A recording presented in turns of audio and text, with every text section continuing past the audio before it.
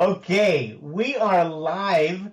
Once again, Creative Pro Week brings you an interview, and my name is David Blatner. I am the co-host of Creative Pro Week and InDesign Secrets, and I have Vaughn Glitschka here with me. I'm really pleased to have Vaughn on Facebook Live with us today, and we're going to be chatting all about illustration and Photoshop and creativity. Vaughn, as you might know, is a brilliant illustrator located in the Portland, Oregon area, and he's spoken at Creative Pro Week a few times now, and people just love it. It's such good content. So I'm just really pleased that we get to have him here, and we get to have a little chat and ask you some questions. We're gonna grill you with questions, Vaughn.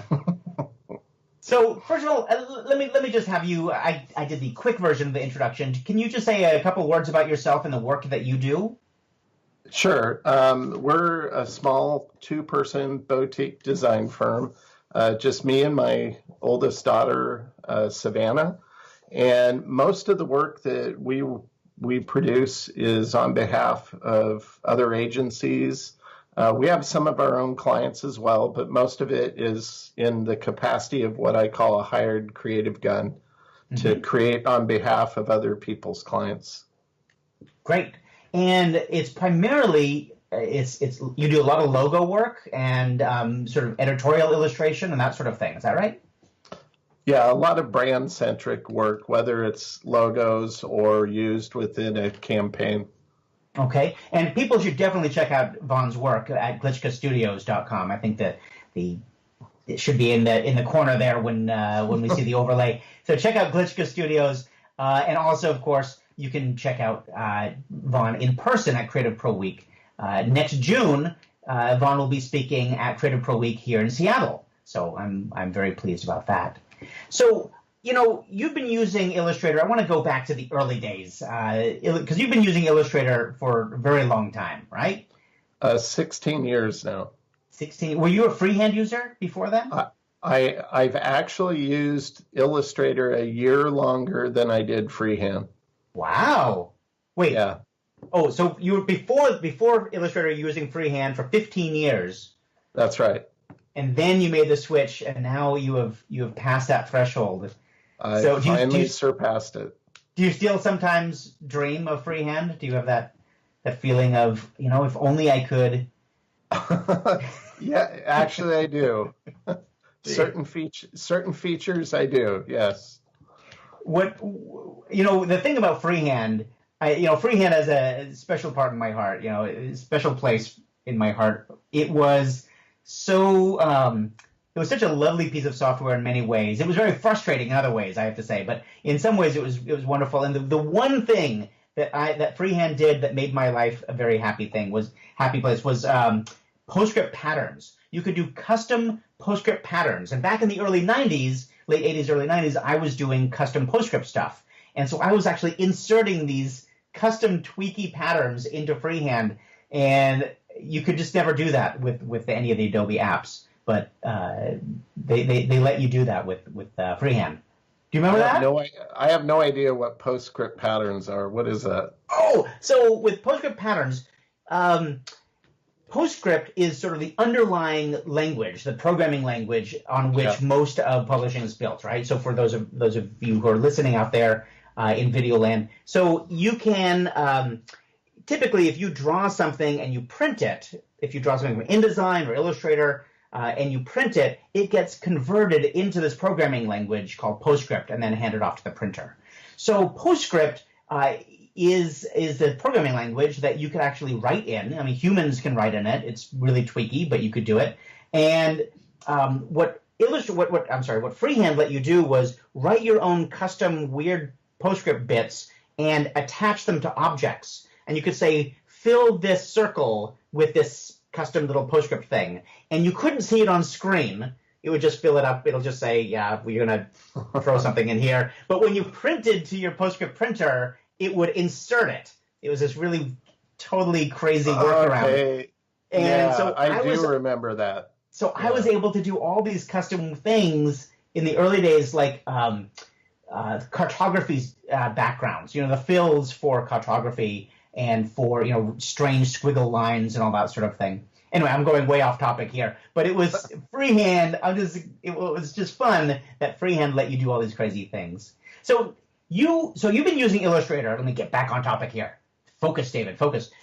You've been using Illustrator 16 years, and what's interesting is you've also started using some other tools that let you get some of those tools, the old freehand stuff, and maybe even more with Illustrator, right? And some of the Astute tools I've seen you play with and demo are really amazing. Yeah, not so much replicate what freehand could do, just makes Illustrator easier in certain respects. The thing that threw me off the most, I just assumed wrongly, I should point out, when I switched from freehand to Illustrator that, they're both vector apps, there'll be enough things in common. Mm-hmm. And I got to a point after about 4 or 5 months of using Illustrator to realize I need to just completely forget everything I knew because it was frustrating me. And the biggest hassle for me was the selections. There's 3 selection type tools, whereas you could do everything with just one cursor in freehand. Okay. That said, there was things about freehand I never liked, such as their gradients. They just didn't look great. So it actually influenced my art back then, where if you look at my art up until the time I switched to Illustrator, I avoid gradients like the plague. Everything was flat based.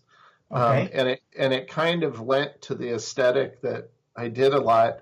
And so if I ever wanted good color, I would save out my freehand file in an AI format, bring it into Illustrator, and then I would colorize it in there because the color display was more accurate. Oh, interesting. And so in some ways, in some ways, the Illustrator stuff ended up being really helpful, even back in the freehand days. Yeah, I had both the whole 15 years prior. I just never built from scratch from Illustrator. I just used it to finesse and deliver artwork. So speaking of gradients, one of the big new things in Illustrator CC 2019 is this new, I don't remember what it's called, super gradients or power gradients or freeform gradient tool. Freeform gradients. Have you been working with that? Do you feel like that's going to take your gradients to a whole new level? I was hoping that would be the case, but no, I'm actually reverted back to 2018 because with the update to when they first released 19, I installed it and I was working on a packaging project. And so in the background, I wanted this free flow gradient because I thought it would model the background really nicely. And and it seemed to work okay, but the one problem I found with it was it added a color that was nowhere in my color swatches, and the colors that I'd used in the freeform gradient, no mix of those colors would create this extra color. So it just added a color inside the gradient that I couldn't remove or edit or get out. And so I couldn't use it for that. And then I updated to the 23.0.1 version of Illustrator. Sorry, okay.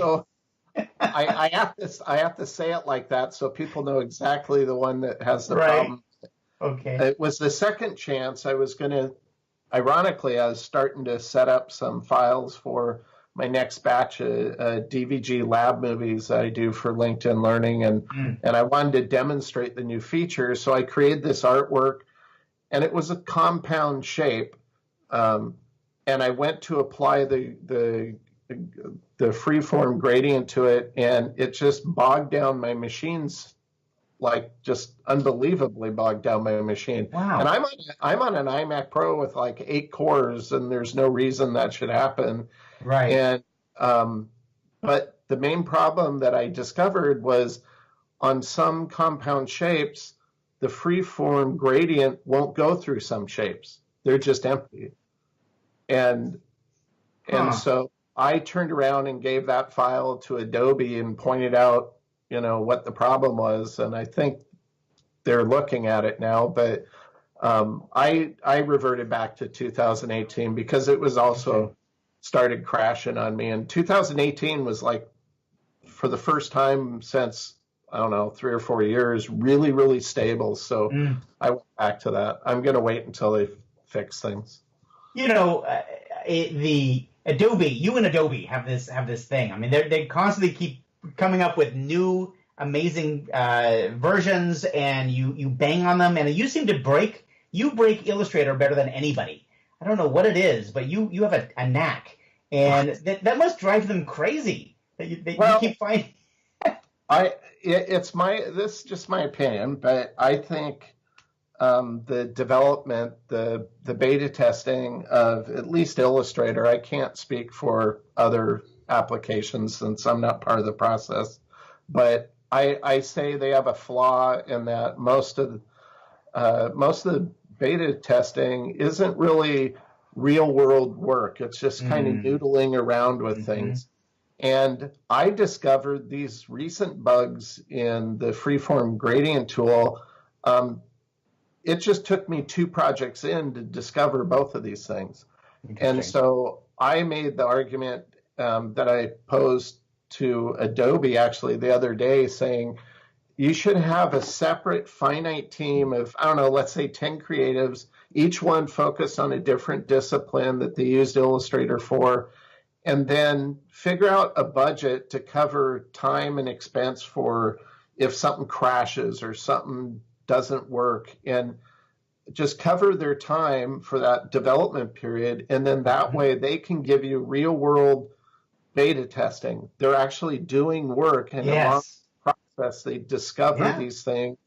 And then that way they could have caught the 2 that I found before it ever came out. Maybe and so. I mean, you never know. I mean, sometimes there's edge cases. We've always seen this with software, right? There's always edge cases where they may have done exactly the same thing, but on their machine it would work, and on your machine it doesn't because you happen to also be running such and such extra software. It's a tricky thing for everybody, but I like your idea very much. But the thing is that in some ways it seems like the software, not just Illustrator, but Photoshop and InDesign, I've heard people say, it just keeps getting buggier and buggier, and it keeps getting slower. But on the flip side of that, you were just saying that 2018 has finally gotten to a really stable place. So I don't think it's linear, right? It's not just always getting buggier, but it does feel like a new version. You got to give it a few months. I remember in the old days, we would never upgrade to new versions right away, right? I mean, we would wait to the .1, .2, because there was going to be fixes. That's the way I was, I did the same thing. But I think with CC, something about the Creative Cloud makes us more jump into it faster somehow. Yeah, I purposely turned off the auto update because it just causes too many problems. I love Photoshop. Historically, for me, has always been easier to learn. I think it's less. How do I put it? It's less. If I approach a problem creatively to solve it in Photoshop, I might do it 10 different ways, but accomplish the same problem. Whereas if I go to Illustrator to do certain things, it's pretty rigid. They've set it up in a way that if you need to do this, then this is pretty much the only way you can do it. Where in Photoshop, it's really adaptive to people's workflow, I think. That's why I really like Photoshop a lot. But the most recent version of Photoshop has some weird issues where I've opened up files and just layers just stop working. They just won't work, and I have to reboot and start it up again. So that's a good example. Like for Photoshop, I haven't even installed CC 2019 Photoshop yet, right? So I'm always going to need to be on the cutting edge of InDesign. So I've got CC 2019 there, but Illustrator and Photoshop, I lag behind. So I use 2018 versions of those with the 2019 version of InDesign. And it tends to work. I always feel like people have a hub, right? They've got a software where they're going to spend the majority of their time. For me, that's InDesign. For you, probably Illustrator or maybe Photoshop. But you always need that to be the stable thing when possible. So in my case, because I'm training and educating, I have to update But if not, if I didn't have to update, I'd be still on 18 for several months, I think, just to make sure that it's stable. I was the last Mohican when it used to be just Right. downloading the whole version and just waiting until the next time. Yeah, I some things I have to use the most current, like you said, when you're recording a video for something. But for the most part, I I step lightly into the updates, and because I've been burnt too many times. I can't afford to not be able to do my job. So that's right. Absolutely. Yeah. So somebody wrote in and asked us an interesting question having to do with learning to draw. And learning to draw learning to illustrate is a tricky one for me personally, because I feel like I can't draw worth beans. I mean, I got into computers because I couldn't draw, right? I mean, I couldn't draw a straight line with a ruler. So I love the computer because it was always precise. It would always do exactly what I needed it to do. But this person had an interesting question. She wrote in and she said, so what do you think the difference is between becoming a trained illustrator versus just learning on your own? And so I was curious about that, your thoughts on learning to draw by yourself versus learning to draw perhaps in a school environment or with a master who might help you along. Yeah. Well, I think the difference between the two is just time. I mean, it's good to get some instruction, but the only way you get better with drawing is just by doing it. There is no secret. I mean, there's some tips and tricks with certain things, like if you're trying to do a contour drawing, what that means and how to approach it. But when I talk about drawing in general, I'm not really focused on thinking somebody needs to become a full-blown illustrator. I don't think that's the case at all. I think the design industry in general, whether you're a web developer or you do layout or you do whatever specific discipline, I think drawing has always been, even pre-digital, has always been the one skill set to enable ideation and thinking through and problem solving. So if you're laying out a magazine, you're trying to develop the design, drawing thumbnail sketches of those layouts are going to help you kind of encapsulate those ideas of what you want to do. It's not going to be everything. So as you go to start laying out, you'll discover this looks better here, or if we adjust this over here. I do the same thing when it's something more geometric. I'll do thumbnail sketches for logo marks. I'm working on one right now, and I'll draw 40, 50, and then I'll scan them in, and none of those are perfect drawings. I just know that, well, I don't have to draw a circle perfect because I have the ellipse tool, that kind of thing. Okay. But that's a good example of the type of drawing I think anybody could benefit from. Now, if you want to get more illustrative with it and do designs that are more illustrative in nature, and for sake of argument, let's think of the Starbucks logo. That's more of an illustrative logo. Well, yeah, you'll have to develop your skill over time, but I think anybody can do that. It just takes time. You have to be diligent to stick with it. Nobody starts off good, but if you start now, even 2-3 years from now, and you look back at your work, you're going to see a huge difference. To paraphrase the old comment about fruit trees, it sounds like the best time to learn how to draw is 10 years ago, but the second best time to learn to draw is starting today. Right? I like that. Yeah. So, and when you're talking about drawing, I mean, you're talking about with a pen and paper or pencil. I mean, actual drawing on a pad. Do you have? There we go. This is the level. These were some logo mark ideas I'm putting together, and this is as far as I took it drawing wise. That's all I'm talking about is thumbnail sketching. Essentially, is anybody can benefit from that. That's a great place to start, and then. The nice thing about drawing, it's a skill you'll be able to leverage for a lifetime. And unlike some skills, let's say professional sports players, they get to a peak and then they start to decline, and that's usually when they retire, and they're never going to be at that level again. Well, drawing, creative skills, they just keep getting better and better with time. It's like wine. That's great. You're never going to peak and decline.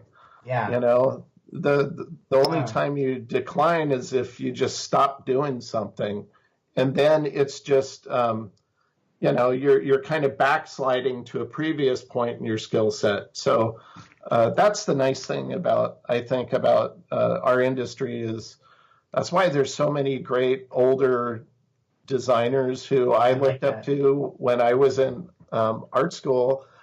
There was one designer in Southern California by the name of Don Weller. I always loved his studio name. It was called the Weller Institute for the Cure of Design, which I thought was a brilliant name.